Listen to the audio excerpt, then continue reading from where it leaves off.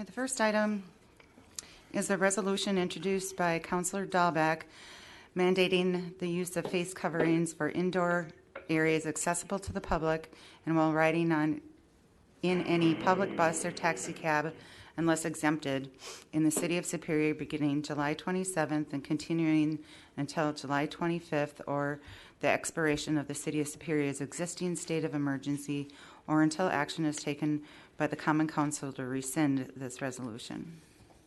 And you do have before you, I've emailed you throughout the day all of the public comments that were received via email, and I have hard copies up here for anyone that would want one.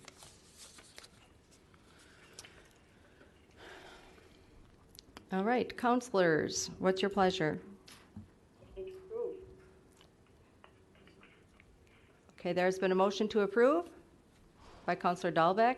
Second. And a second by Councilor Ledeen. Before we go into discussion, I would like to just say, because we have councilors participating from different venues, some present, some online, to make it less confusing this evening, I will call on you one at a time so that we don't have people trying to, overlapping trying to speak. And councilors, if you would please, if you have like any questions during your time to speak, or if you have any amendments you would like to make to the resolution, could you please present the amendments during your time to speak? So, Councilor Dahlbeck, since you were the one that made the motion to the resolution, I will let you speak first, please. I would just like to say we're not trying to take away anybody's rights by passing this. We're just trying to slow it down. Right now, I believe we are up to, I don't know, 60-some, I do believe. And we're trying to prevent the spread. So if we listen to the scientists and to the doctors, we should know by passing this is the right thing. You know, I'm not much for words, so that's what I have to say at this point. Thank you. Mm-hmm. Thank you, Councilor Dahlbeck. Councilor Ledeen?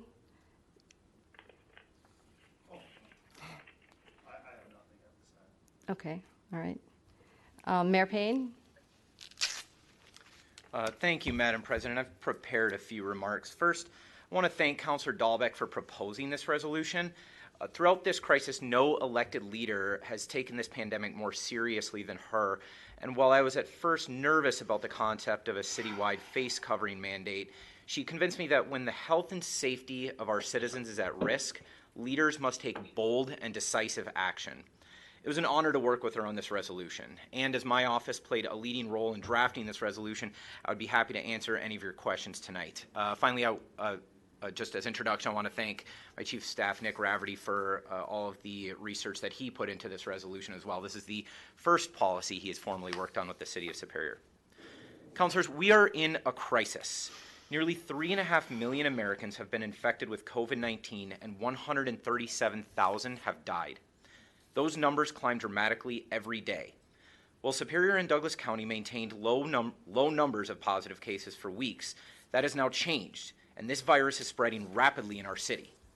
Thankfully, most of our cases are recovering well, but the one fact that we cannot ignore is that wherever this virus spreads, death follows. If we don't contain this disease, we will begin to lose our friends and neighbors.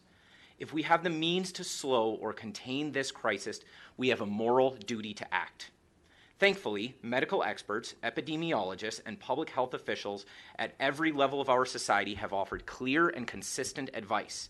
Masks or face coverings slow the spread of COVID-19. I know we have all heard confusing messages and conspiracy theories to the contrary, but no legitimate medical expert will disagree that the widespread use of face coverings can contain this outbreak. I've been repeatedly asked if a recommendation from this body would be better than a mandate, but we already have recommendations. The World Health Organization, the CDC, epidemiologists, public health officials, doctors, and scientists have all been recommending face coverings for weeks. Another recommendation from the Superior City Council will not be more persuasive. And advice is not our job. Policy is our job. We have an opportunity to enact a policy that will increase the use of face coverings and reduce the rate of infection in our community. To fail to take meaningful action after we have learned of real danger and received near unanimous advice from experts on the best practice would be a dereliction of duty, and we would be responsible for the further infection or even death of our citizens. We have no choice but to take action. If we cannot control the spread of COVID-19 by simple and non-invasive means, such as widespread mask use, we will almost certainly see much more harmful actions such as business closures, occupancy restrictions, or stricter gathering limits. Such measures could be fatal to businesses that have already been devastated by the economic crisis that has followed in the wake of coronavirus. The good news is we already have several businesses in our city that have made the responsible choice to mandate masks on their own. There are many more that would like to do so but fear an unfair backlash from misinformed or even hostile customers. This resolution helps us get their back. So, councilors, I understand that this has been a controversial issue in the middle of a crisis that is creating a tense environment of public fear and outrage. But the citizens of Superior need you to be brave. You have a real solution in front of you that nearly every expert agrees will slow the spread of COVID-19 and even save lives. I urge you to approve the motion and recommend this resolution for passage at our next Common Council meeting. Thank you. Thank you, Mayor Payne. Councilor Kern. Yeah, I don't really have a whole lot to say about it. I read through the resolution. I'm looking at it. There's a lot of must and need and required. We all know we're in a pandemic, but I believe business owners are doing all that they can at this time to make their places safe, and adding more restrictions onto everything that's going on is going to further do damage for any of the businesses on top of everything that we got going on. I will not support this motion the way it's presented. Thank you, Councilor Kern. Councilor Sweeney? Thank you. I do have a few questions, and some of them I don't know the answer to, and I don't know who my answer, but I'll start out. Where's Douglas County in this? Do we know where they are? Are you addressing that to Mayor Payne, Councilor Sweeney? Well, whoever can answer Okay. it, and I would assume. Yeah. Thank you, Councilor. I spoke with Kathy Ronke, the public health officer, about an hour and a half ago. She does support this resolution. She agrees that widespread mask use does reduce the risk of COVID-19, and while any mandates that the county wants to impose are, of course, up to the county board, she doesn't know that they have the same enforcement authorities that we do, and has encouraged this resolution. So they haven't, at least is it fair to say they haven't seen the urgency that we have? I don't know if that's Well, true. but there's nothing on the table. They have not proposed it, no. And Douglas, the city of Duluth is voting this evening? That's my understanding, yes. Okay. So we would find out for that. And St. Louis County, are we aware of anything they're doing yet? No, I don't. Okay. I know that some commissioners have reached out to the governor, but that's all. The reason for my concerns with those, especially the two entities, if I'm speaking out of forked tongue here because I have some for and some against, but if we don't pass the resolution and Duluth does, we could well be inundated with people from the city of Duluth into our businesses, especially bars and restaurants. And so that's a concern of mine. Another question is, has this resolution been tested, or is it before the courts at all right now? Similar to this one in the state of Wisconsin? The city attorney might be able to answer that better than me, but I'm not aware of any mask ordinance or resolution that has been before the courts. No, there has been some legal action, but there are some cities, towns, villageburgs that have this ordinance now. my understanding is Milwaukee is considering it. Madison-Dane County has passed it. So one city we're aware of. That I'm aware of, yes. Okay, right, okay. So when I read through this, I'm sorry, I'm sorry. the city attorney came up. I believe he was going to answer your legal question. Yeah, I was going to say, Councilor Sweeney, would you like Attorney Pearl to address your question? Would you say that again? Would you like Frog to address your question? Sure. Oh, absolutely, if you can, Okay. sure. He's behind you, so you can't see him. Oh, okay, all right.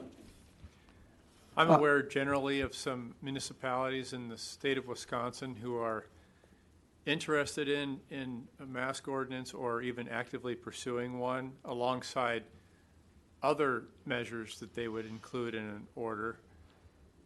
I'm not aware of any Wisconsin municipalities that are pursuing a resolution or an ordinance that reads very similarly to this one.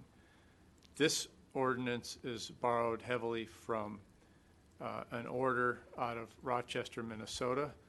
I'm not aware of Wisconsin municipalities who are doing the same. That's not to say that there isn't one or more. I'm just not aware of them. May I say something? I'm sorry, Counselor Dahlbeck. Counselor Sweeney has the floor, but we will get back to you. Okay, thank you. Thank you. If I'm limited in time, I would have to prioritize my questions, but I'll go with, and so I understand under time restraints also. So when I read these pages, the words say vulnerable population. It says, where July 8th, where possible in situations where physical distancing is a problem. So the triangle of this is social distancing, keep yourself washing hands, and masking. Okay, I don't know if one is more important than the other, but I understand that. Social distancing seems to be very important. And it says the Wisconsin Economic Development Corporation is encouraging, okay, and I understand that. I don't know who the retail industry leaders are who were pushing leaders to enact. Who are they? The retail industry leaders. Is that an association? Yes, Jim? that's an organization that represents largely large retailers. Think big box retailers nationwide. Okay. Large box stores. That For the most part, but large retailers, yes. okay. Thank you.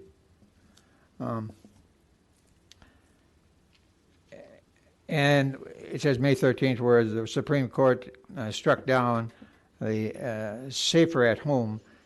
Did the safer at home that was struck down include masking or is it just safer at home? I never read that, to be honest, so I don't know what the safer at home. I get the concept, but does that strictly stay at home, or is it lead to some of these other components? I don't remember Safer at Home having a specific mask provision. Oh, okay.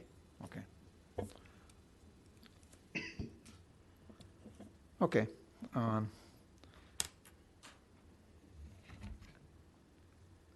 I have another question. Are we aware of the, or if they have it, the Wisconsin Medical Association, have they produced a list on varying risks with varying components of danger? I'm aware of one or two states that have produced a list with numerous activities, and they've given them a scale, a number, 1 to 10, 10 being the most, the one should stay away from, and 1 being obviously the least.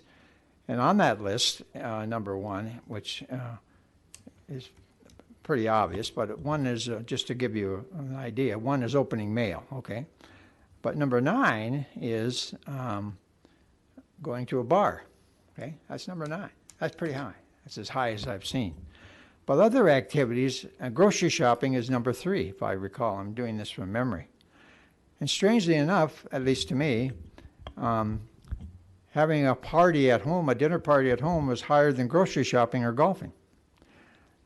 Also higher than those two was visiting the elderly people in their home. So this is a whole concept of things that we should be aware of. And so masking is merely 1. Then I'll get to the activity in a bar, assuming that, and so we're putting the responsibility on an owner or person in charge at that time to tell the person to leave if he or she is not wearing a mask. So or they can be fined. So what do we do? Do they call the police then? Is that is that the step that we go through? That the homeowner, I'm sorry, the bar owner, the bartender, who's ever in charge of that day? Yes, if a business that enacts mask requirements in compliance with this resolution, if they asked a person to leave because they weren't wearing a mask, could call the police and we would be able to pursue trespassing charges. So do we see any potential problems? So they call the police come, and somebody has the mask, they didn't put the mask on, or they take it off, or 11:30, 12 o'clock at night, someone could answer these questions far better than that, but I see some potential problems there with a lot of angry, let's call them customers, who are not going to be compliant, okay? They're not going to be happy. So I don't know, and I see some possible safety concerns, but okay. And the people that I see that can be really severely affected by this are people who have to have a license, and that's bars, okay? Versus, take a department store X or store X. They come in, they tell the person not to wear a mask, and they refuse to, and they leave, and so what will happen to them, other than they can't apply for some of these, okay? But a bar, if I read this correctly, is subject to losing their license or not being renewed. That's pretty severe. But the bar is very high on the threshold for hopefully trying to limit this. So I would like to hear from Mr. Kern a little bit, what he would have to say. So all the responsibility is going to be on the bartender, the bar owner, person who's working there, to tell them to put on the mask. We perhaps get in a confrontation. They call the police come. That concerns me about going to that level. Now, I understand that we've got to work on this, and with some of those caveats, I would support it, but I'm still on the fence yet, and I don't know how I'm going to go yet. We've got some time. I would also like the Douglas County Health Department then, if they could come. I would like to see a list of cases from March through end of June, hospitalizations, ventilator usage, testing, how many people are tested in March, April, May, and June, just to get an idea of. I know we say this is a crisis. I'm not denying it. However, I like to look at the numbers in action. I'd like to have that person, whoever it is, maybe come to our city council meeting when we vote on this, or at another time, just to give us some information. I don't have enough background information for these types of things. Maybe it's available to me, and I could do it individually, but that's what I absolutely need that before I think we vote on it. So that's what I have right now. I don't know if I could reserve the right, but you'd have to allow me to, if I had. Okay. Thank you, Councilor Sweeney. Councilor Fennessy.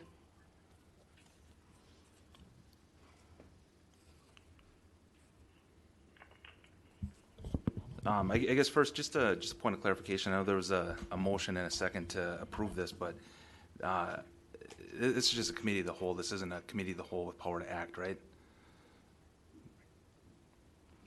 It's power to recommend it be forwarded to the council. So what was the motion? The motion was to approve, though. Do we need to clean that up? We can't approve this tonight.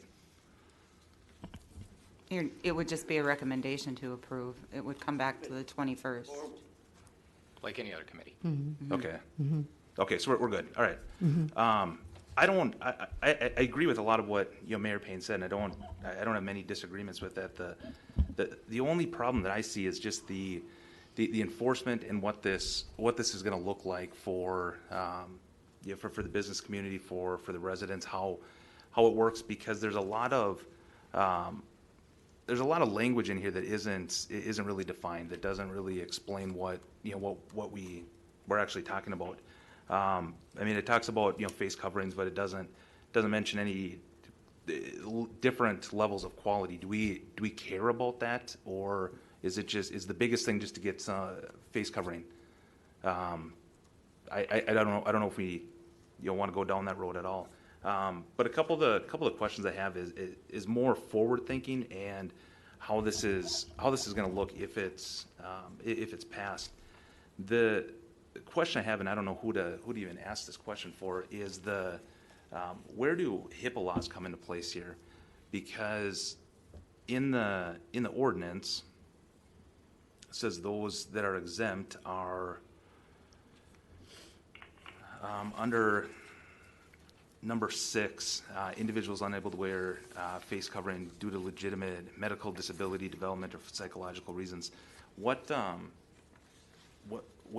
HIPAA come in to that, or doesn't it?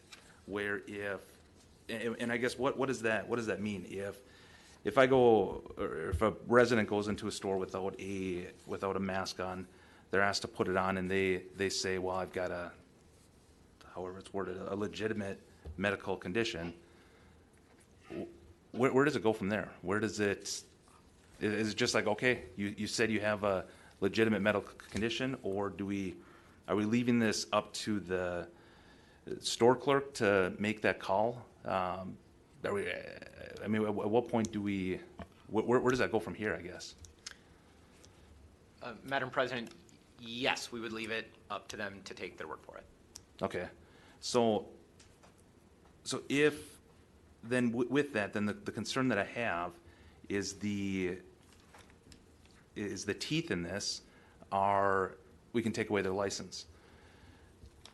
And I guess I have a question on how that's going to play itself out too, because I don't know if somebody reports a business for not following this, but all it would take is somebody to call up City Hall or whatever and say, I saw somebody at XYZ hardware store without a mask. And so then do we put them on some blacklist where they can't get grants or anything for the next 12 months? I guess how does that work? Because somebody could be legitimately in a business with a medical condition, but a bystander looks at that and says, well, there's somebody in here without a mask. So my concern is what happens then? I mean, now we've got a business on this list where we're gonna potentially take away their license. We're gonna potentially strip them from any grants in the next 12 months. How is that going to play out? Who's the judge? Who's the jury in something like this? I can answer some of that. I would look to cover this if I spoke again in total, but the council is largely the judge and the jury, and it would be like any other periodic or minor violation of the law. So we wouldn't be looking to enforce every single individual violation. That would be next to impossible to enforce, like most of our ordinances. In the same way we can't catch every speeder or every person that manages to drink to intoxication or behave in a disorderly way. We can't enforce on absolutely everything, but in terms of how we would exercise this particular authority, I think it would be one factor among many in determining whether to renew or to revoke a license or to award a grant. So obviously if there was a business that let some things slide because somebody said they had a disability or a chronic medical condition, but otherwise was really doing their best to be in compliance, had a posted policy, asked people to enforce, provided masks, that's a business that I would expect and I would personally think is in compliance with the policy, and we would not want to take any enforcement action. If there was a business that was grossly in violation or absolutely disregarded to the point that the council is well aware of it, or even worse, if they were hostile, if there were like some of these examples we've seen nationwide where they decided in defiance they were going to ban the use of masks in their store, this is a way for us to say, you were warned that when you came to the city for a license or for a grant, that we might consider that. And so if you've got evidence of a business that is willfully violating a mandate imposed by the city, you would be allowed to take that into consideration in those questions. You wouldn't be required to pull their license because somebody didn't wear a mask. Can I say something? Okay. Can I say something? I just want to point out that Yeah. the statutes are very clear on revocation and renewal of alcohol licenses in particular. It's a lengthy process that requires a public hearing.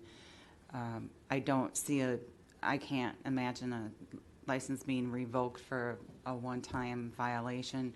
You know, if it was a bar that continually allowed smoking and had been cited several over and over and over, and there was enough complaints, we could look at revocation. It would probably be the same thing, but it's not. We can't just take their license away from them. Okay.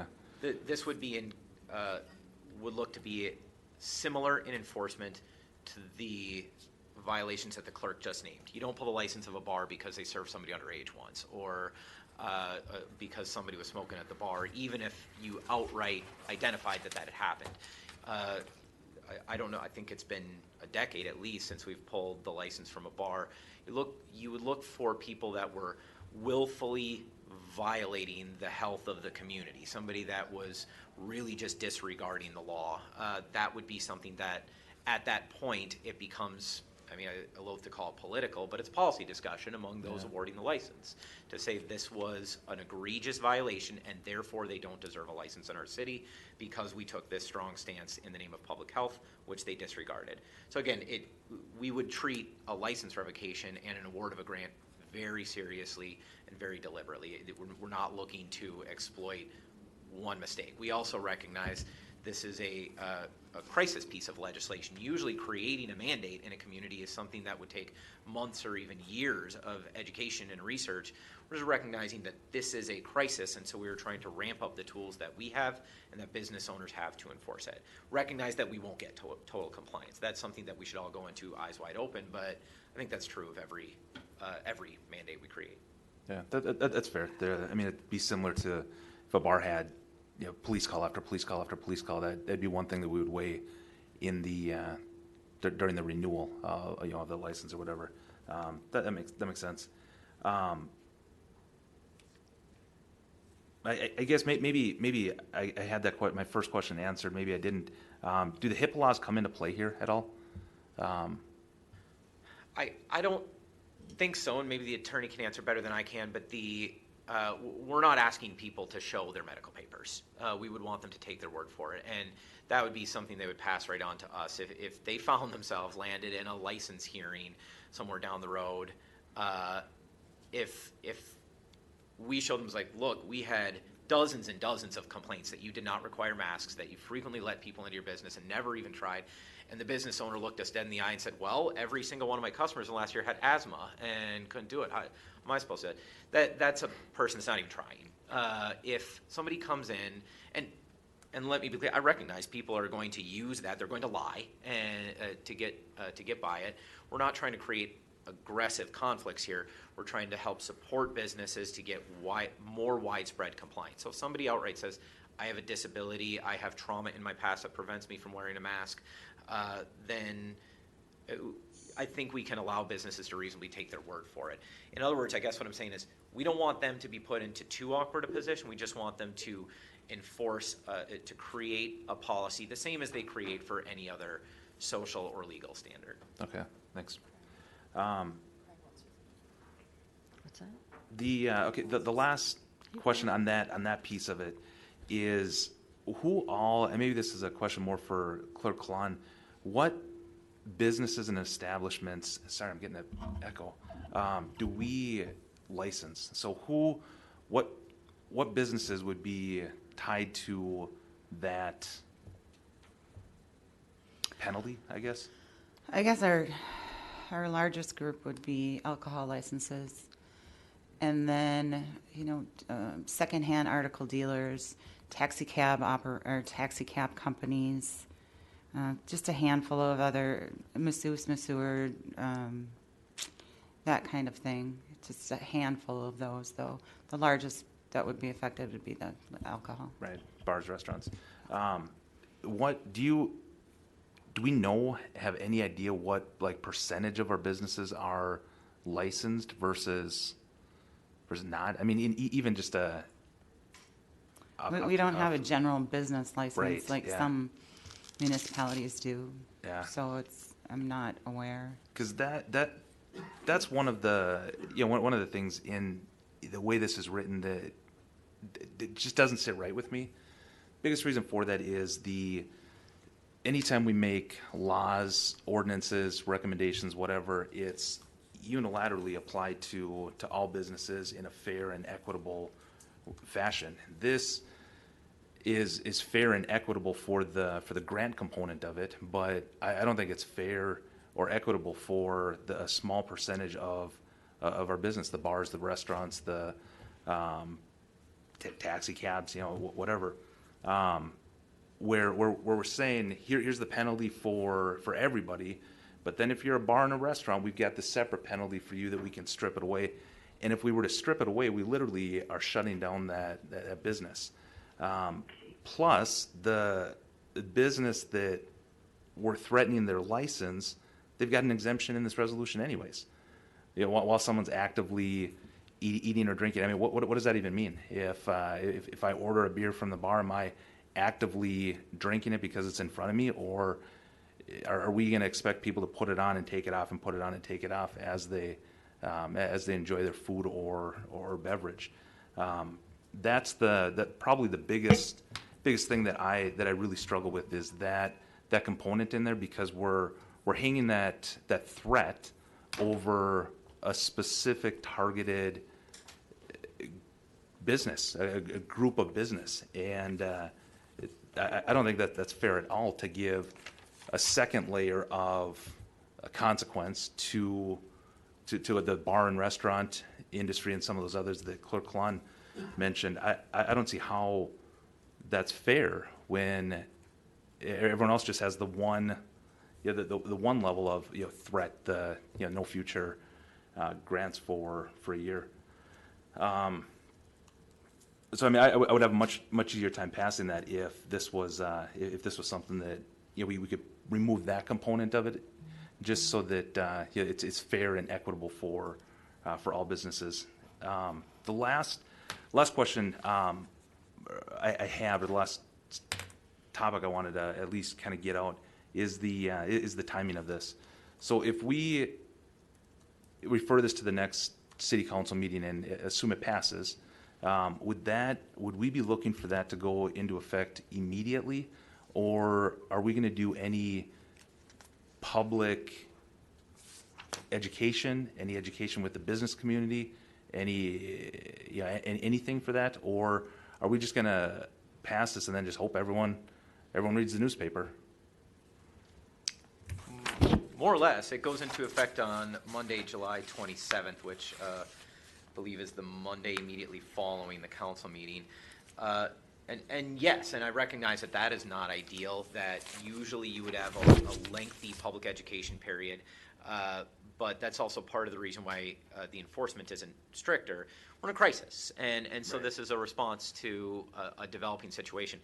Personally, I think this doesn't move quite fast enough, and I've toyed with the idea of invoking emergency powers under my own authority, but one, I told a number of councilors that I wouldn't take that action, and I think a dramatic action like that creates a regulation for the whole city feels very much within the purview of the city council, and I have not seen significant mayoral declarations to that effect in Wisconsin. So this to me is the fastest I think the city council could have considered it, barring an emergency meeting.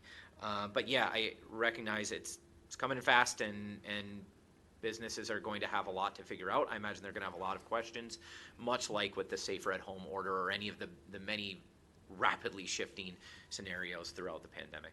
Yeah, I don't even have a problem with pushing this through, because like you said, it is in a crisis, and it's an emergency. But are we going to make any attempt to in education for businesses, the public, anything like that, or?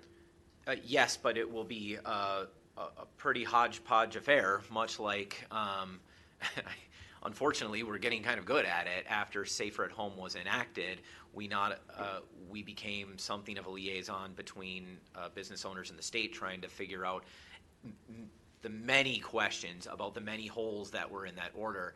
And in fact, sometimes we were asking those questions helped the state fill in those holes. Then when the Supreme Court struck down Safer at Home, there were a number of questions following that, and we became a liaison between Douglas County Public Health and a number of businesses.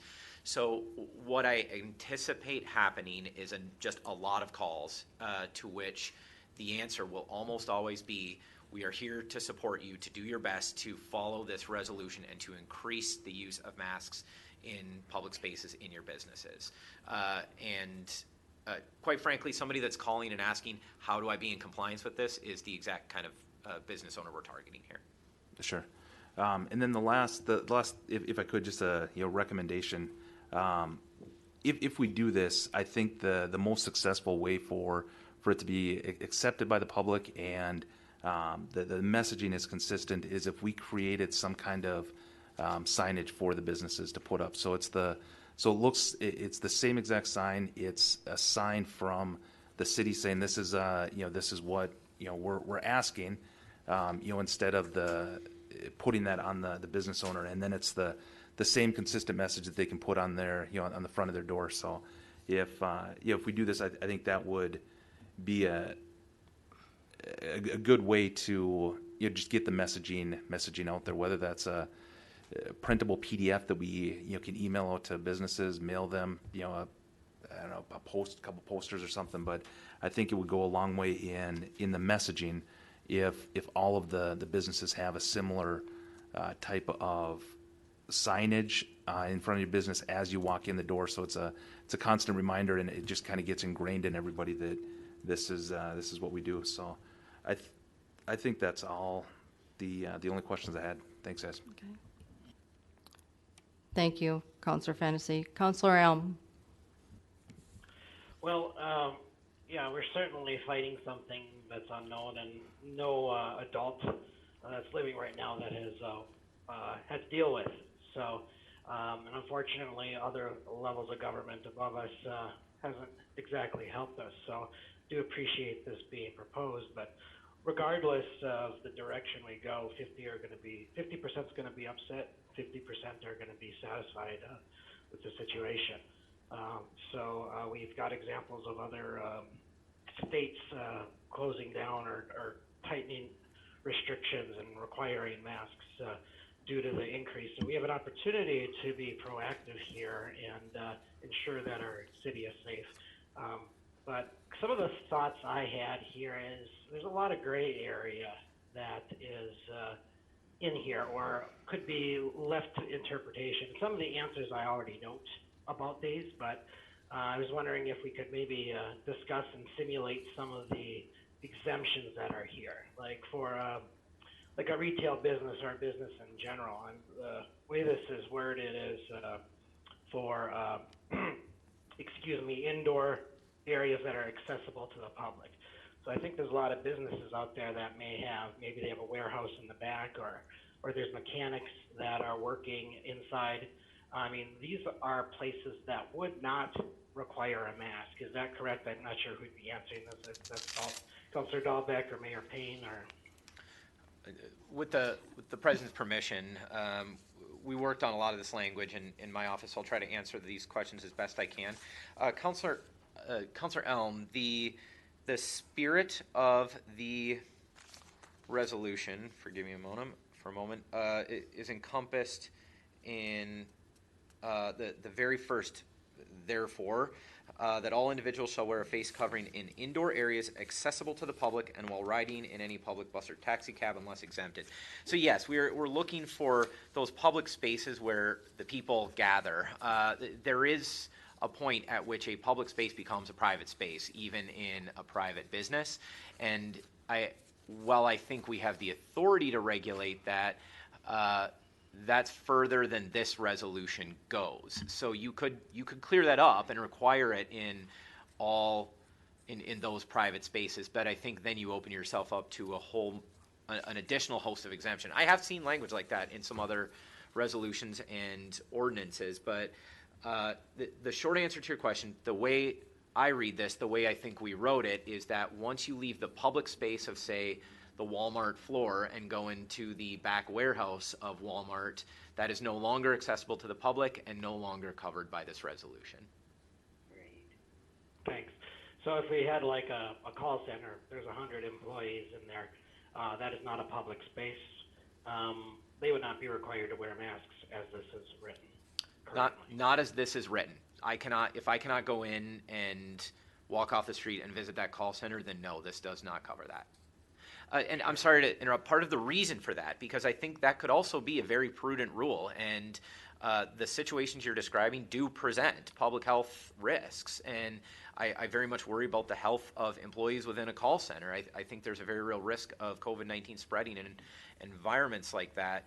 The issue at hand, though, is most public spaces, there's a very good reason for the public to go to them. You know, they might need to buy food or medicine, or they may even choose to go out to them, or they want to support local business. That's who we're trying to protect, the people that are going out in public. Individual businesses and employees, I think it's a very different question, a worthy one, but not one addressed by the resolution. Thank you. When it comes to gyms and fitness centers, there's an exemption there. Like, say you take, just simulate another scenario, if you're running on a treadmill, if that is spaced 6 feet away, that person who may be breathing heavy could be on that treadmill running, and there would be no mask requirement, correct? That is the way it's written, yes, and not to expound too much on that. Gyms are a weak spot in this resolution and in our society, I guess. I know none of us are perfect, and we all have things that we would rather not be caught doing right now. My particular weakness is going to the gym, and it's tough to maintain 6 feet. Personally, I'll be wearing a mask in the gym, but yes, that is the rule. It recognizes that's going to be tough to ask gyms to do right now, but the hope is that we can ask them to keep people 6 feet apart or more. But I admit that's a weak spot in this. And thank you for that. It's just I feel the education process is going to be very difficult. When you have this situation, what if said customer comes in and says, you need to be wearing a mask? And technically they do not, and I don't know how that would escalate, but it's, again, like Councilor Fennessy says, the education process is probably one of the biggest concerns about this. You know, it's this is a way we can start, so I appreciate the work that's been done as we can ease in and be proactive, but I don't know if we can create some kind of visual workflow of what's acceptable and not as well, just something to simplify this. It'd be something that I think, we should do. Some of the other questions is there's a lot of perhaps false information or misinformation or misunderstanding CDC guidelines that have changed from not recommending it to recommending it. I mean, some of those is, I don't know who could talk on this, but, and maybe this is back to Councilor Sweeney's point of having a professional in the room to talk, but, can we address some of those issues for clarification? We don't want to turn our city on itself by having such a split opinion. We have gotten multitudes of emails, very strong opinions from both sides, and it would be good to present the facts if we could.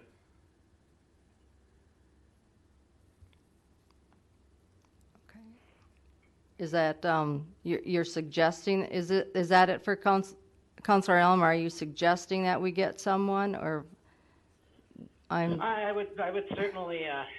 I agree with Councilor Sweeney for bringing some professional forward to have some further discussion on this. No, just one more question, or maybe a few more. I don't know how much time I got, but can we, at the most basic level, maybe this is for Councilor, this is for Attorney Perel, is can we legally do this as we know it, as we have it written right now? Well, I certainly believe you have the authority to adopt resolutions like this as a reaction to situations like the one we're all in. It's weird to me to have a resolution that contemplates penalties. I've never engaged in the process of adopting a resolution or drafting a resolution where we contemplate penalties. That seems to be for the world of ordinances. Resolutions to me are much less formal than an ordinance would be, much less permanent, and I think that's the design here. I mean, you heard the city clerk announce September 25th, I think, is the sunset, at least preliminarily. It's an awkward document for enforcement, but obviously it's an awkward scenario for enforcement, period. And you've all started to identify a number of situations or hypotheticals you can imagine where enforcement gets a little bit absurd. Yes, I think you can adopt resolutions like this one. I think the enforcement is going to get really weird in the field from a practical standpoint. Do we have some comments from the police department? I think we have someone online, maybe seeing how some examples. I'm not even sure what the question would be, but just to maybe, how do you see this functioning in the real world? Counselor, this is John Keel from the police department. I think we would handle it like we would handle any other call for service for trespassing. Trespassing is a very low-level violation of the law.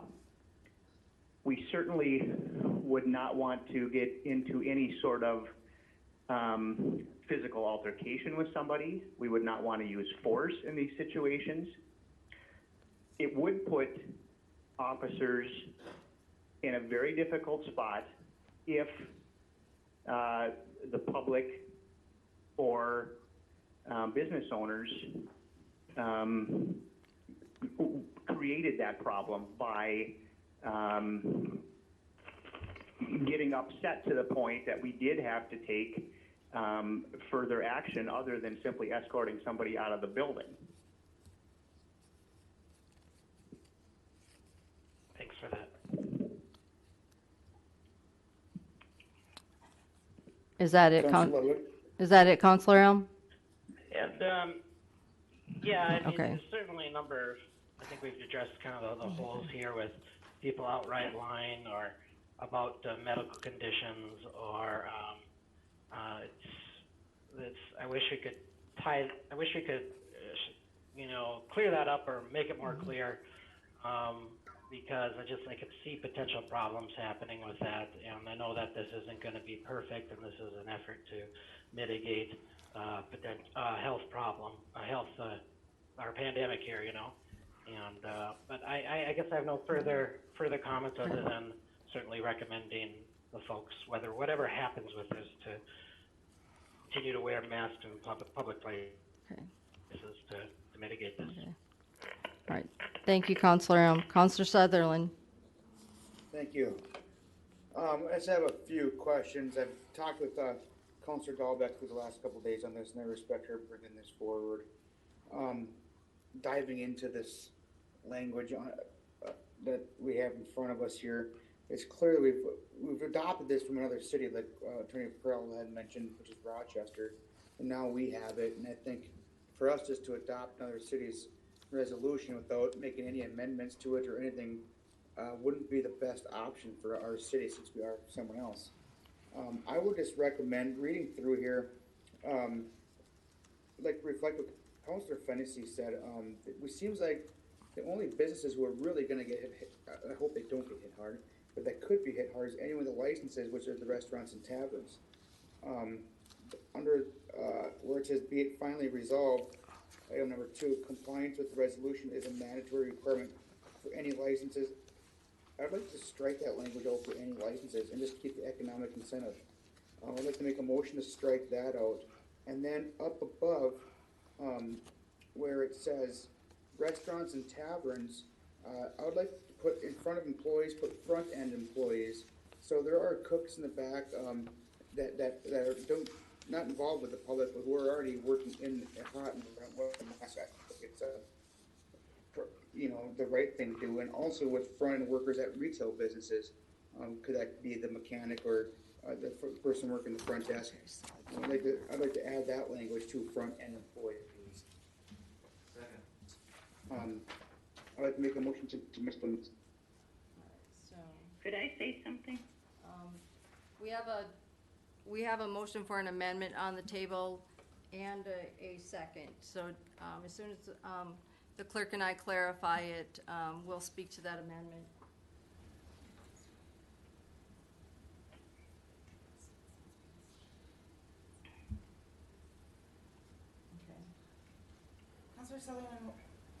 Counselor Sutherland, what was your second recommendation? Okay, so under restaurants and taverns, put front end. I'd like to see the language change to front end employees, and the same with retail businesses, front end, and then employees. Okay, yeah, So right here would be front, like right here where it says employees, that would be front end. yeah. And And then strike out oh, and any license or, so it would just and- be any and he economic. also said, I think, did he say retail business also? Counselor Sutherland, did you say retail businesses also? Or just restaurants So and under- taverns? Under restaurants and taverns, and then retail businesses. Oh, okay. Just for clarification, was there a second on the floor? Yes, May I ask who made that second? Counselor Fennessy, I believe. Okay, the reason, I've had some restaurant owners reach out to me and express their concerns with the cooks in the back, and I actually agree with that. And at the same time, I highly agree with Counselor Dahlbeck. And that's it, so if you want to go to a vote, let me know. So all right. So can we take these one at a time versus like both together? Do you see what I'm Either saying? way, we can do it either way. We can take them both together or. All right, so the amendment is under restaurants and taverns to make it front-end employees rather than just employees. And the same thing under retail businesses, to say front-end employees. And then under, be it finally resolved under item number 2, to strike out any license. Correct. Okay. All right, and so Counselor Sutherland, would you like to speak to that amendment? Yes, I'm sorry. I'd just like us to look at the picture here, what we're trying to do, and this resolution doesn't apply to every business or employee.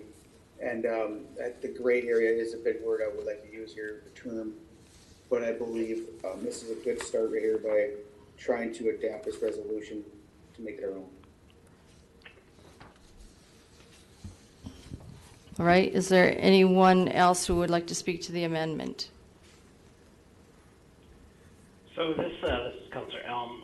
This amendment here is for taverns, restaurants, and retail businesses for employees in the back. Is that correct? Yes, so if you're working up front, you must have a mask on. That's kind of what, rather than people in the back that are cooking cooking the food or however it goes, or fixing the computer or doing something in the back. Sure. Is this for all size businesses then? Yeah. Yeah. This is Counselor Dahlbeck. I have a question. Not all cooks are in the back. There's some cooks that you see right up in front who are doing the cooking. You stand there, you give your order, and they're right there. So you want them eliminated? Is that what you're saying? Councilor Ludwig, may I? Yes, go ahead, Counselor Sutherland. Thank you, Councilor. I sure hope that someone who's not cooking food is not going to the front and handling money and all that. I think if we're going to dive that deep into it, if you want to change the language to say, I don't know, but you got the mechanic in the back changing the brake lines under the hood, under a hot engine. And they're not doing the mask, but they're not talking to anyone. So I guess that's where I meant by front end worker. Well, I'd like to add to that, you've got longshoremen who load the ships, and they wear those masks continuously. Now, they're out there, they're using masks all the time, so it's not hindering them, it's for their own safety. What you're saying is that you want people who are cooking not to have to wear a mask. Well, when you go into Hardee's or McDonald's, or when you get a Subway sandwich, who is preparing that? The same person that's taking your order.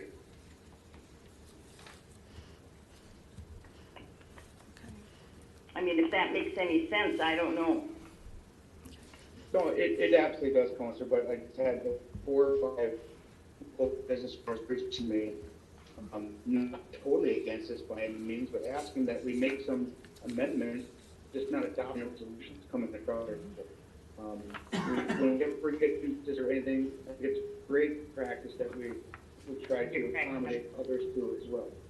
And that being said, I'm being a voice for businesses that have reached out to me. I haven't had a long-term reach out to me since I've been elected. That being said, I'm going to be a voice for these businesses. And well, I agree with you, but you have to make an exception here because you have places where the cooks are right out in front.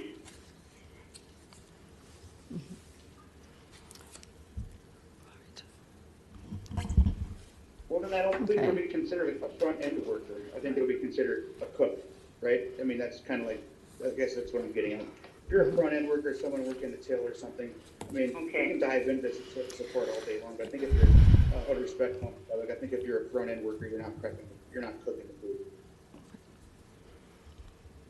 All right. Any further discussion? Councilor Van Sickle. Thanks, President Ludwig.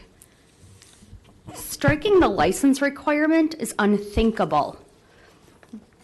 I have to define 2 words here, equally and equitably. These 2 words do not mean the same thing, and they are not interchangeable, because equally does not mean disproportionate application.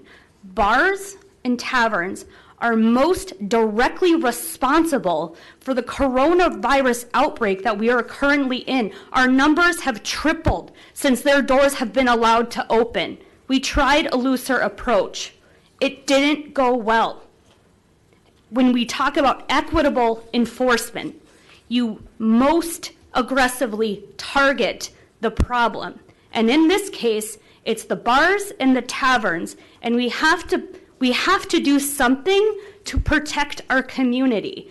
That's the leverage we have. That's what we all need to protect in order to contain this virus, of which they have not been able or tried. We've seen them all start closing down again. I will not support either of these amendments. Thank you. Any further discussion? Yeah. Thank Okay. you. Okay. Okay. I think. Sonia? Yeah, go ahead, Okay, Councilor thank Sweeney. you. Could someone just describe to me what this means, restaurant and taverns, and it says, when actively eating or drinking, you don't have to wear a mask. Okay, what does that mean? I'm sorry, Councilor Fancy. Councilor Sweeney, we're discussing right now the amendment, which is, front-end employees, and striking licensure. So, if you want to speak to the amendment, okay. Councilor Fantasy? Yeah, the only thing I wanted to add is when you were reading back the motion as it is, there's actually 2 spots in the very last paragraph where it refers to the licenses. It's the very first sentence. I guess it's all one sentence, but the very first line where it says for any license. But then I think you also missed the second to last line where it says or rejection of licensure. Yep. If you'd like to make that amendment, Councilor Fennessy, to change that. I think your original motion covered that, because you said any reference to the license. Thank you.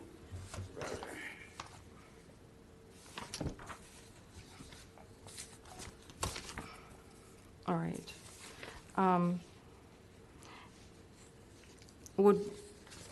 Okay. Is there anyone else who wants to speak to the amendment? Protection of All right. Uh-oh. Can before we vote, can you restate the amendments at the end? I don't know if there's further discussion. Do you want me to do that? Yeah, go ahead. Okay, under restaurants and taverns, and under A and B retail licenses, adding front-end employees. And then under the last paragraph, section 2, it would be mandatory requirement for any, we're striking license or economic incentive. So you're striking license, and then further on that, it says grounds for, it would be denial, revocation, or rejection of licensure.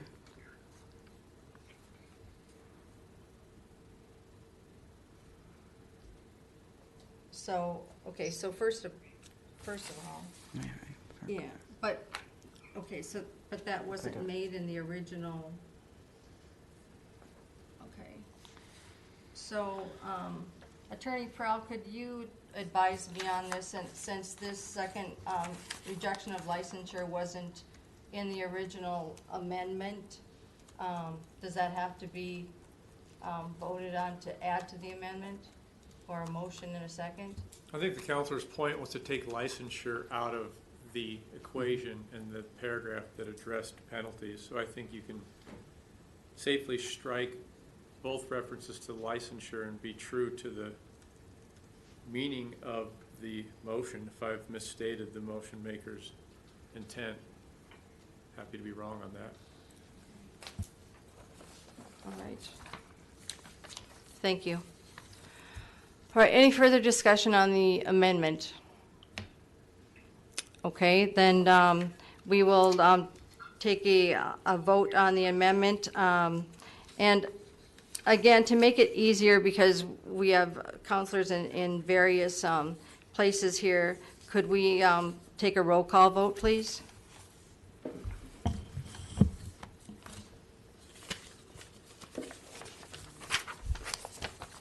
So just to be clear, we're going to be voting on the amendment, correct? Yes, we are voting on the amendment. Thank you. Could you just read the amendment one more time, please? Do you want to do it? Restaurants and taverns and retail businesses would, instead of employees, it would be front-end employees would be required to wear a face covering. And then removing the licensure wording from section 2 at the last paragraph, it would be a mandatory requirement for any license, or that would be struck, economic incentive, and further down shall be grounds for denial, revocation, or rejection of licensure. That would also be struck. So do you understand that, Counselor Sweeney? Yes. Okay. Thank you. All right. Question. I'm Madam sorry, President. Counselor Ledeen? So we're voting on both aspects rolled into one. This is not two separate amendments. Correct. That's correct.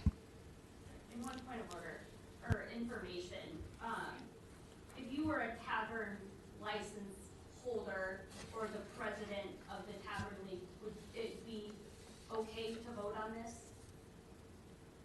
So, I would refer that to Attorney Pearl.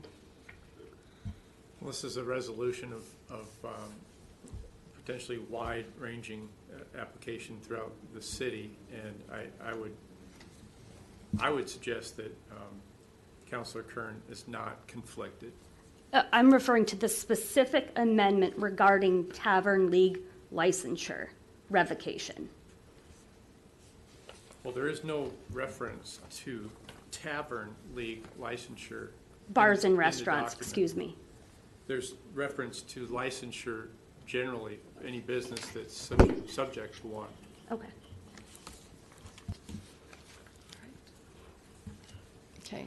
For your professional opinion, I am allowed to vote on this, correct?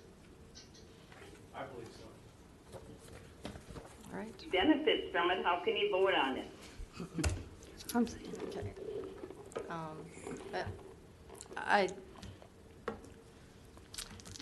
that Attorney Prowse said that he could vote on it, so we'll take his authority. A point of order, Madam President, Yes. just to clarify, if this requires any further dispute, an ethics question is resolved outside this committee. So it is up to, having received advice, it is up to Councilor Kern to make the decision whether or not to vote at this point. Okay, thank you. Thank you, Mayor Payne. All right, we are voting on the amendment. City Clerk, who? First up this round, we have Councilor Bender. I'm voting yes, in favor. Councilors, okay. Councilor Sweeney. Yes, in favor. Councilor Fennessy. Yes. Councilor Elm. No. Councilor Ludwig. No. Councilor Sutherland. Yes. Councilor Kern. Yes. Councilor Dahlbeck. No. Councilor Ledeen. No. Councilor Van Sickle. No. That's a 5-5 tie. The motion fails. Motion fails. All right, so we are back to the original resolution then. Councilor Sutherland, back to you. Do you have anything further? Yes, so just to clarify, we voted down the amendments to the resolution that I recommended, correct? That is correct. All right, thank you. That being said, I can't support this resolution going forward the way it's written. I wish it was written better for everyone. I do support masks, but not in the way it's written in this resolution. And I just stress to everyone that we get a resolution here, we can add or change language. You don't have to use another city's adopted ordinance from 4 hours away for a resolution. So. All right, thank you, Councilor Sutherland. Councilor Van Sickle. Thank you, President Ludwig.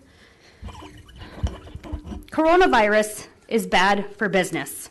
Extending a pandemic is bad for business, not face coverings. Like I said, we tried a looser approach. It didn't go well. And we know definitively it is a traceable outbreak as a direct result of community spread, particularly at bars and taverns. We've seen them shut their doors again. That is also probably not good for business and to be named directly in the Health and Human Service Department documents. Of course, enforcement can be tricky. If the police department was called out to a tavern, I'm sure there are a lot of bar owners and bartenders that are used to disorderly conduct around midnight. I think it happens. In the name of public health, I think it's worth it. Since February, there has been a robust global education effort and process. I haven't seen Councilor Dahlbeck in 6 months. The education is out there.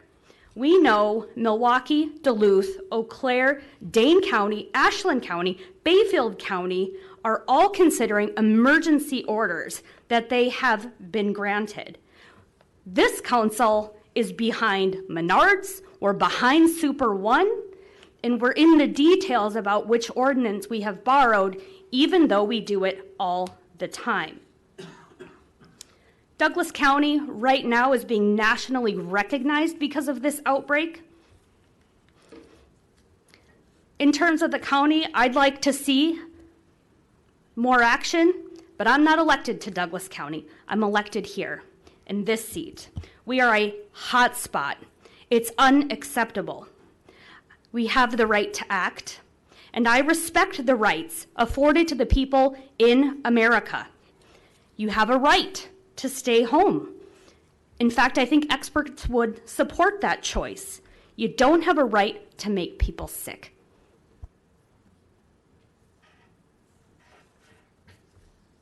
Thank you, Councillor Van Sickle. Councillor Bender. Yes, thank you. Now I can remove the mask. My nose keeps itching every time I put this thing on. Okay. Anyway, just doing some tabulation, and as you know, I got a D- in advanced algebra, but I can still add. So there are at least 28 people and or businesses that seem to be against this.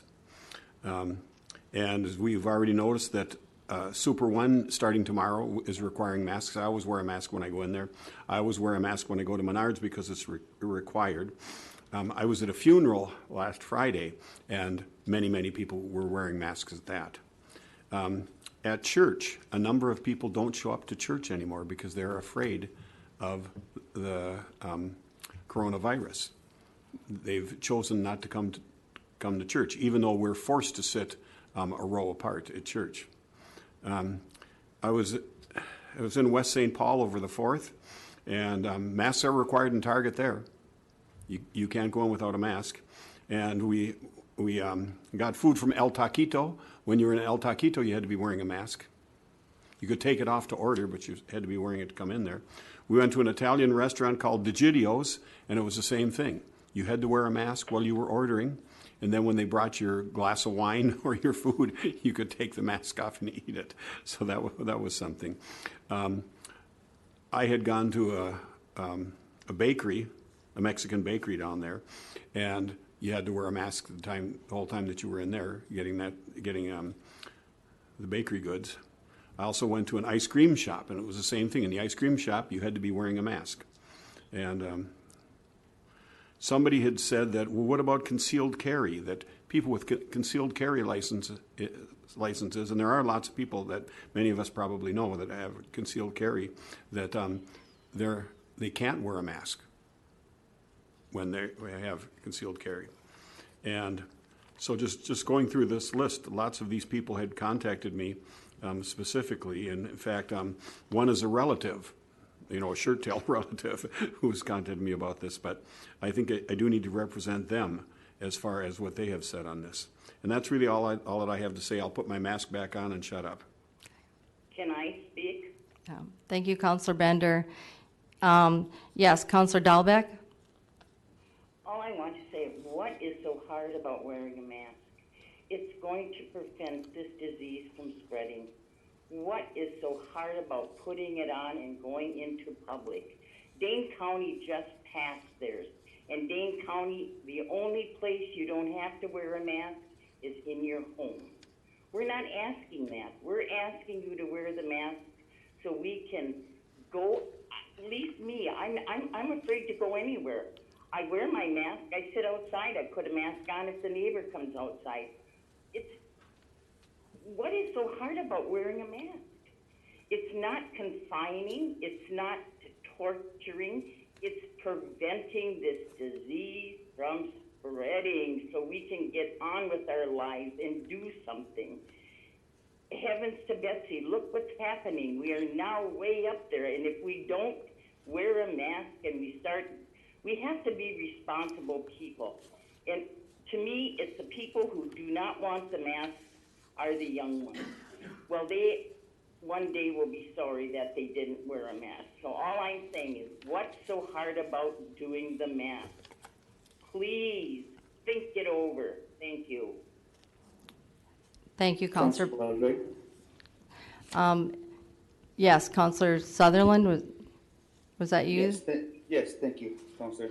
So just by voting on this tonight, it's not voting to approve it, it's voting to as it is written. Is that correct? Yes. Yes. Okay, so it's fair to say one may not agree the way it's written, but at the same time can support it, correct? Yes. Yes. All right, thank you. Is there anyone else who wants to speak? Okay, Councillor Fennessy. I'd like to make a motion to add a paragraph to the end, or wherever, I guess wherever it fits. Just that the city would make available signage to all businesses if they choose to display one on their door. All right. Can I ask a question to that? We'll state the amendment, and it has to be seconded before discussion. So, Sure. could you read that? Are you ready, Terry? to read that? Yeah. Okay. Yeah. Was there a second to that motion? Oh, not yet, okay. Okay. The motion was to have the city make available signage to all businesses if they choose to post such signage on their front door. All right, so we have an amendment on the table with a second. Any discussion? Yeah, this is Councilor Elm. Maybe Councilor Fennessy can further clarify how this sign would be. Are you envisioning a professional made sign, or maybe a PDF email that could be made available even on the website? How do you envision it to look? Yeah, the second option, they're more of like a PDF style where we could print it off for them if they want to print it a little bit bigger. Otherwise, I don't think we need to have our sign shop make them or do anything like that. But I think if this goes through, I think one of the easiest ways for this to be easily recognizable and adopted by the businesses and the public is if we have some consistent messaging throughout town. And probably the place that makes the most sense is you have to give them the ability to put it on their front door if they choose. Certainly it wouldn't be a requirement, but if they do want to put something on the front door, you could have the resolution mentioned on there, and it would be more from the city of Superior instead of the business owner saying you need to wear a mask in my business. So that would be my where I would want to go with that. Not anything elaborate or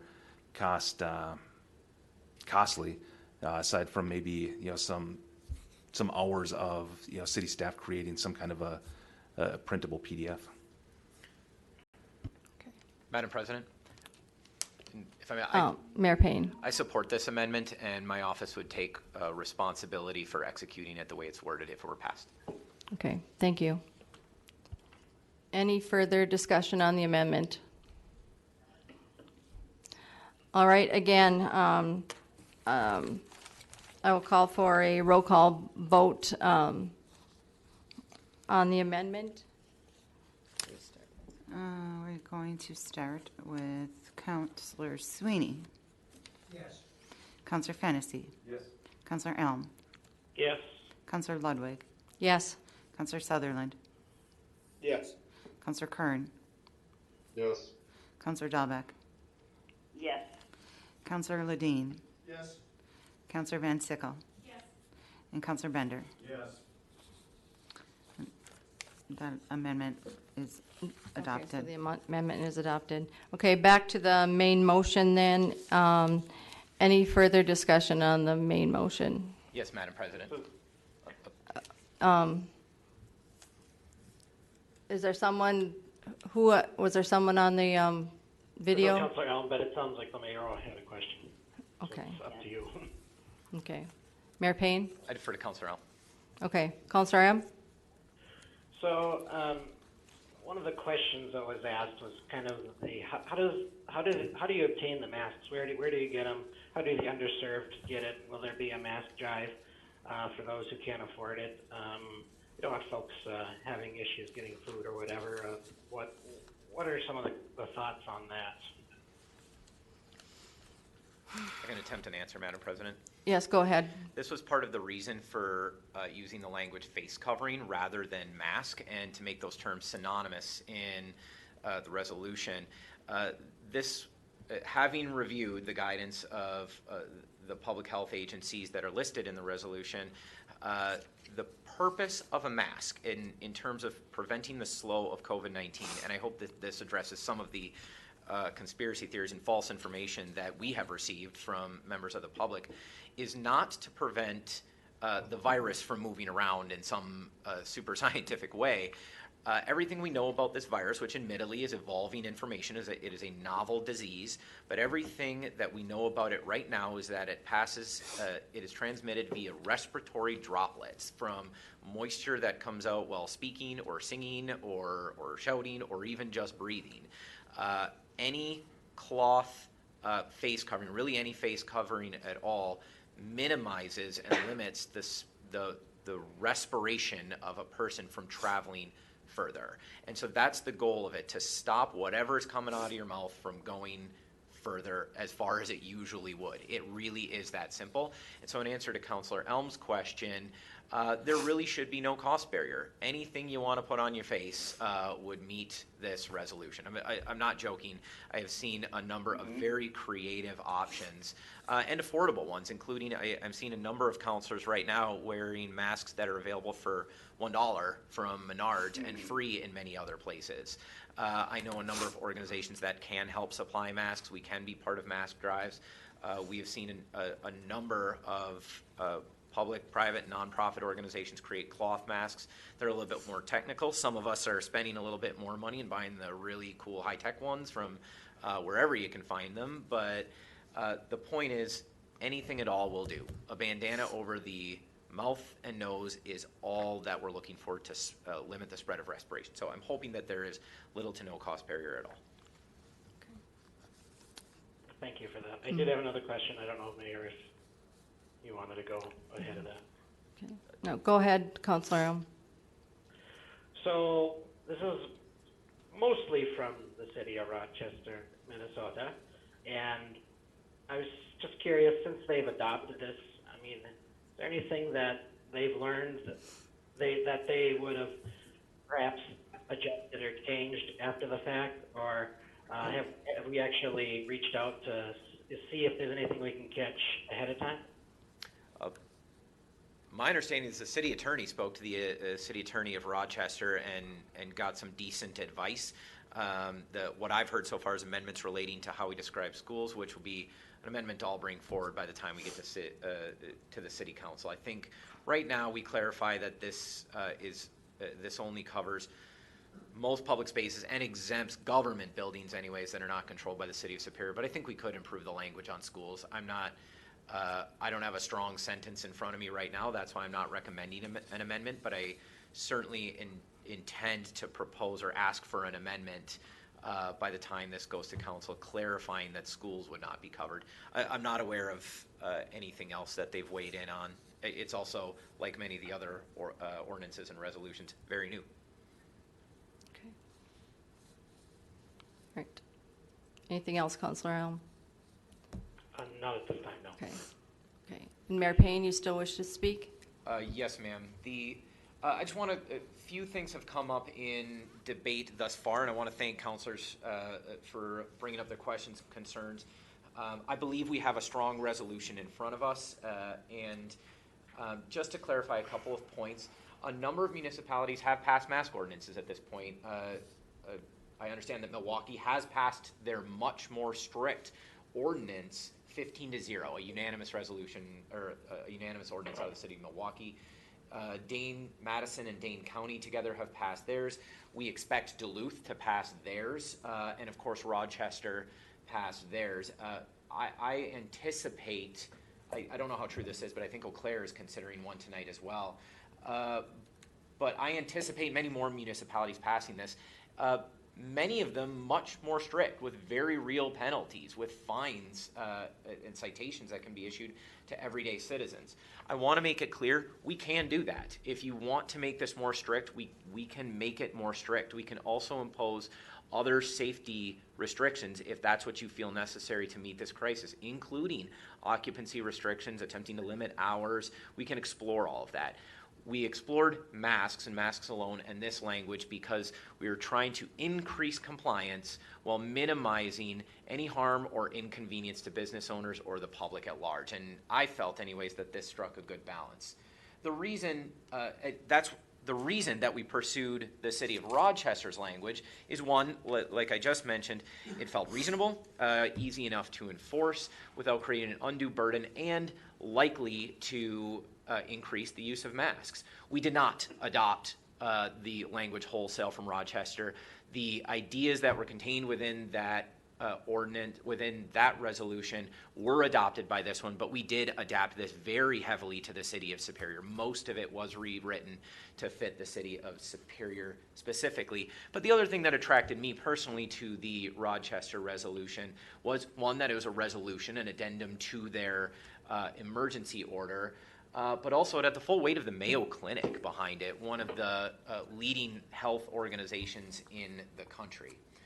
We talk specifically about whether we should use an ordinance or resolution, and I think the attorney brought up some good points there.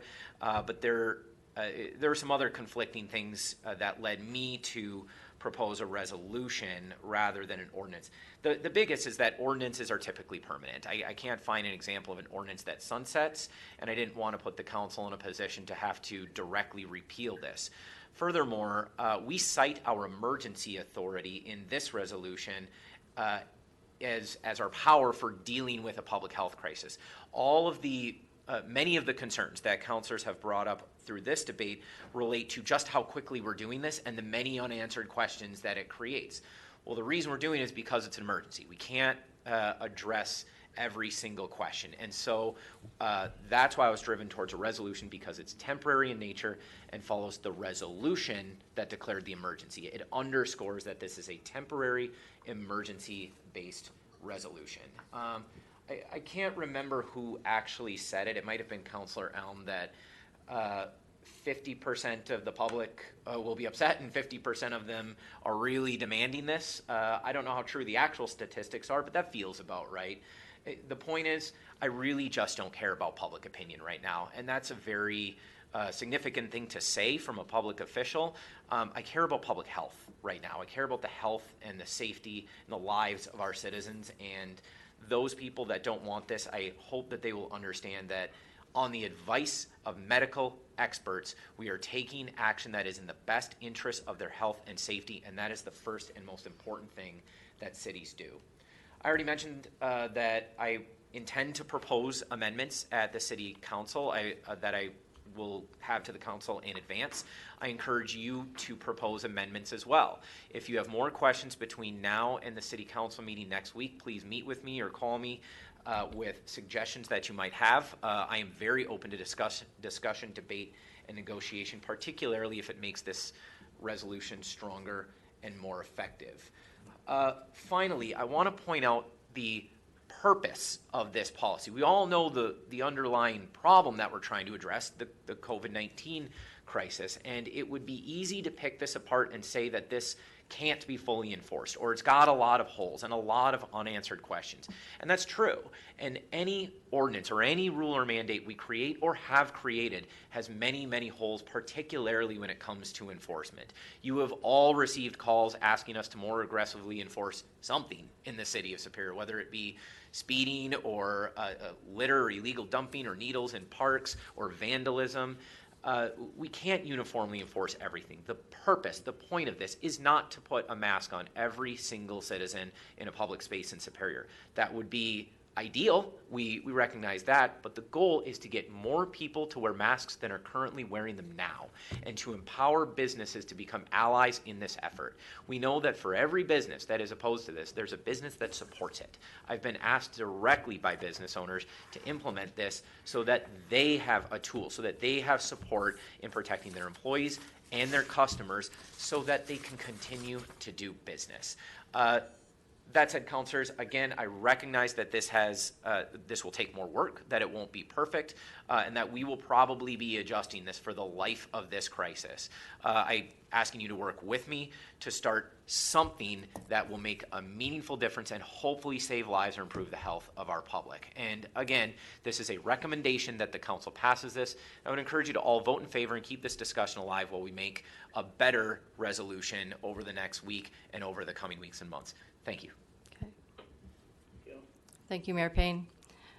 Any further discussion? Thanks, everybody. Okay. All right. I would just like to add, I know we've run a long time, and make it short. Great. Counselor Sutherland. Excuse me? Go ahead. Thank you. Just to clarify, so this is gonna be amended again at the next meeting, correct? I mean, there's gonna be more amendments to this. We're gonna be doing the same discussion we just had now at the next meeting. So, well, as Mayor Payne just, encouraged you to contact him to talk with him about any amendments before the next before the next council meeting. So, Madam President, I would point out there are differences between a committee of the whole and the city council. We would look for a more formal meeting, Yes. a more brief discussion. My hope is that questions can be asked in advance of that meeting if possible, and that amendments can be written and proposed in advance of that meeting for a Yes. more orderly discussion. The point of this was more open discussion. yes. And that's, All right. yeah.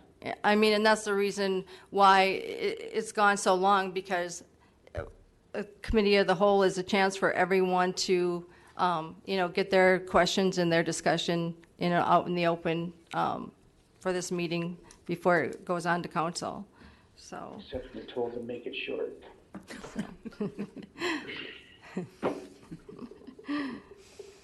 All right. I guess I would like to put my 2 cents worth in also. Just, I'm in favor of this resolution. 230,000 new COVID cases worldwide yesterday. 60,469 new cases in the U.S. yesterday. 494 new cases in Wisconsin yesterday. Scientifically, it's been proven that wearing a mask cuts down on the spread of COVID. The CDC recommends wearing cloth face coverings. The World Health Organization recommends wearing cloth face coverings. American Hospital Association, American Medical Association, American Nurses Association. Locally, St. Luke's and Essentia Health have gone on record as recommending wearing cloth face coverings. Yet, according to a CBS News poll taken recently, only 47% of respondents always wear a face mask when people go out in public. I'd like to end with a quote from Deborah Lewis, our Ashland, Wisconsin neighbor, the mayor of Ashland, Wisconsin. To those of my neighbors who still believe the idea of even a small sacrifice is wearing a piece of cloth over your face is too much, I may convince you why I believe you are wrong, but I challenge you to consider the possibility that you may be wrong and the consequence of that. So, I encourage you, like I said, I recommend voting yes to this resolution. All right. Where are we as far as in the... Counselor Fennessy is up first. Okay. So the motion is So- second yeah, to go ahead. approve the resolution. And just a clarification, this will come back, as the mayor said, with some amendments to the 21st. Just a point of clarification, shouldn't it be a motion to refer instead of a motion to approve? Because we're not approving this. Whatever you would like. If you'd like to refer it to the 21st, or if you'd like to I'm just recommend approval as is. I just don't know if the motion to approve is in order, because this isn't a committee of the whole with power to act. Madam President, it would be in order as any other recommendation out of a committee. So when you're sitting in, say, the Public Works Committee and something comes before you make a motion to approve, that is a recommendation. Okay, yeah, thank you. That's, yes. Okay. Okay. Counselor Fennessy. Yes. Counselor Elm. Yes. Counselor Ludwig. Yes. Counselor Sutherland. Yes. Counselor Curran. No. Counselor Dahlbeck. Yes. Counselor Ledeen. Yes. Counselor Van Sickle. Yes. Counselor Bender. Yes. And Counselor Sweeney. Yes. It is 9-1. The motion. The motion is- carries. Okay, with no further business to conduct, this meeting is adjourned. Thank you. Have a good evening, everybody. You too, Esther. Good night, Esther. Good night.